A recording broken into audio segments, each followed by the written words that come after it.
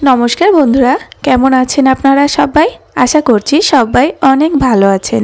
आज के आमी तैरी करे देखाबो चंद्रकला मिष्टि। तो चंद्रकला मिष्टि आमरा सकले किन्तु भेतरे पुर दिए तारपरे तैरी करी। आज के तैरी करे देखाबो पुर छाड़ाई जे चंद्रकला मिष्टि एतटा सहजभावे बानानो जाय आर शुधु बानानो नय खेतेও दारुण लागे। बाड़ीते अतिथि आसले बा हठात् मिष्टि खेते इচ্ছে करले आपनारा शुधुमात्र मयदा दिए तैरी करे निते पारबेन एरकम दारुण स्वादेर चंद्रकला मिष्टि। तो बंधुरा पुर छाड़ा चंद्रकला मिष्टि किभाबे तैरी करब रेसिपिटा तार जोन्नो किन्तु सम्पूर्ण देखते हबे। आर रेसिपिटा भालो लागले आमार चैनलटिके सबस्क्राइब करे आमार पाशे थाकार जोन्नो अनुरोध रइलो।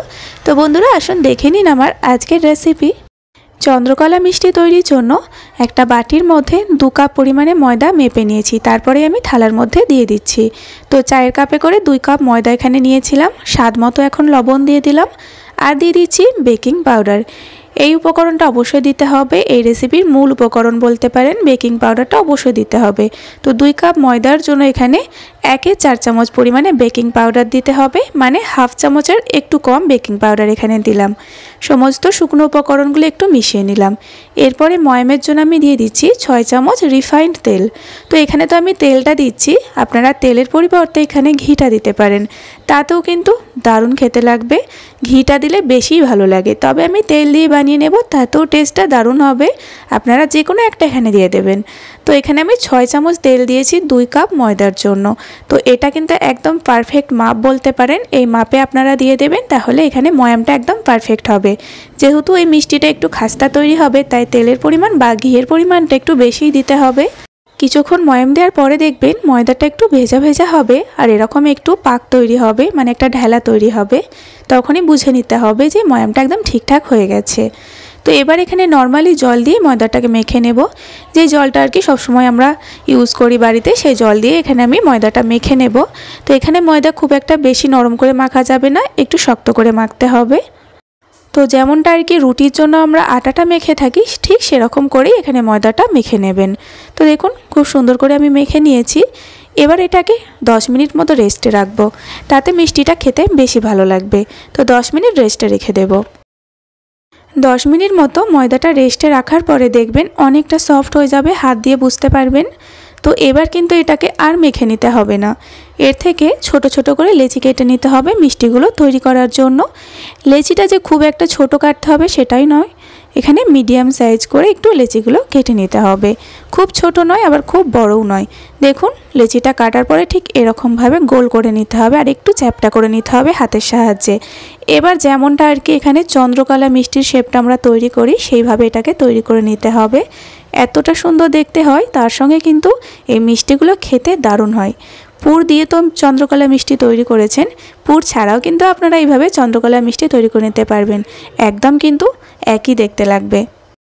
একইভাবে আরও একটা লেচি এখানে তৈরি করে নিয়েছি। আর দেখুন একইভাবে আমি মিষ্টিটা রেডি করে নিয়েছি। সমস্ত মিষ্টিগুলো আমি এখানে তৈরি করে নিয়েছি। আরও একটা বানিয়ে দেখিয়ে দিচ্ছি, খুবই সহজ, এটা কিন্তু সকলেই বানিয়ে নিতে পারবেন। মিষ্টিগুলো দেখতে যেমন সুন্দর হয়, খেতেও অপূর্ব হয়।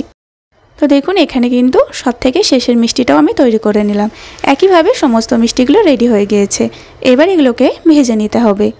মিষ্টিগুলো ভাজার জন্য এখানে রিফাইন্ড তেল আমি আগে থেকে গরমে বসিয়ে দিয়েছিলাম। তেলের গরমটা বুঝতে পাচ্ছেন, হালকা গরম হবে। হালকা গরম তেলেই এই মিষ্টিগুলো দিতে হবে, একদম কিন্তু বেশি গরম তেলে দেয়া যাবে না।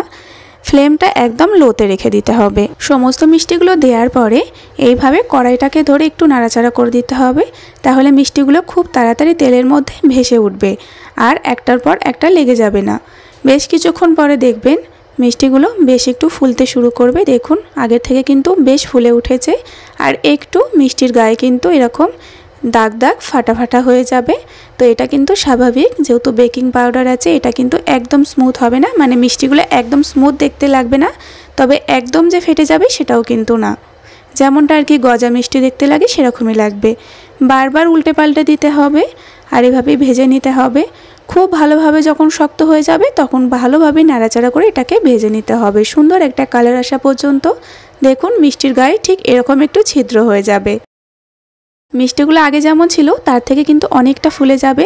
তো দেখুন মিষ্টিগুলো আস্তে আস্তে কালারটা চেঞ্জ হয়ে যাচ্ছে আস্তে আস্তে এগুলোকে ভেজে নিতে হবে সুন্দর একটা কালার আসা পর্যন্ত।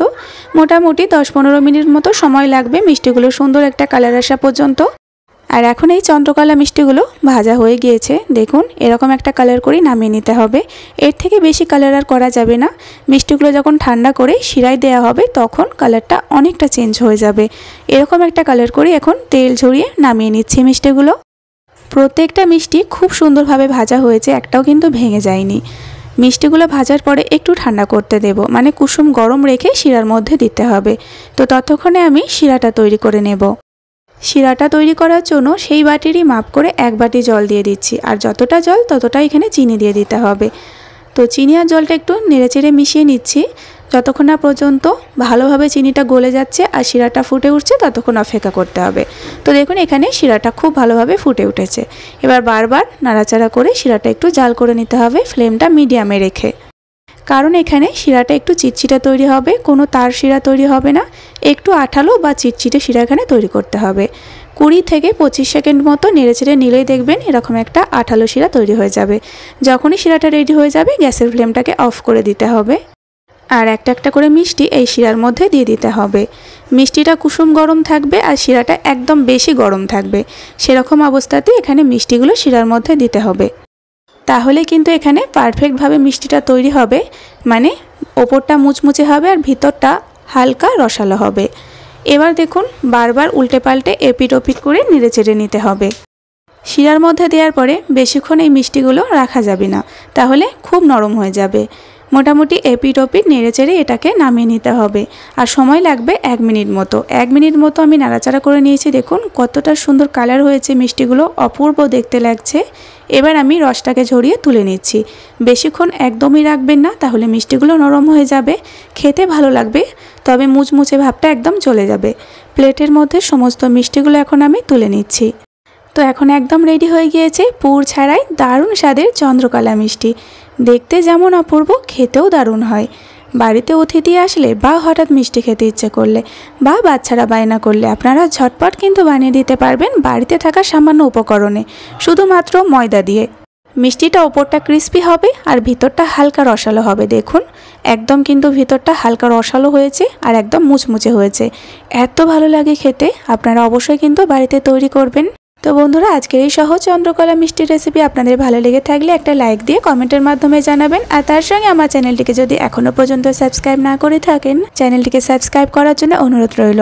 আবারও ফিরে আসবো এরকম কোনো সহজ ভালো ভালো রেসিপি পর্ব নিয়ে। ততক্ষণে আপনারা সকলে ভালো থাকবেন এবং সাবধানে থাকবেন।